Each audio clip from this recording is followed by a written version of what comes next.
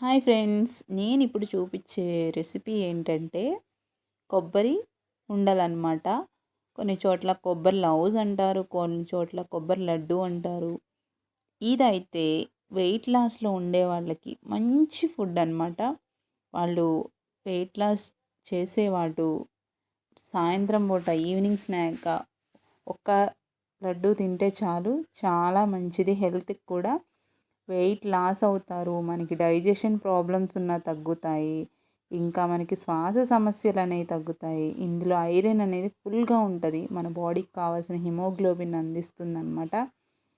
ఇలాంటి మంచి ఆరోగ్యకరమైనవి తినండి ఫ్రెండ్స్. వేస్టేజీ తినొద్దు అని నేను చెప్పట్లేదు, అవాయిడ్ చేయండి. ఎంతవరకు అవాయిడ్ చేస్తే అంత మంచిదన్నమాట.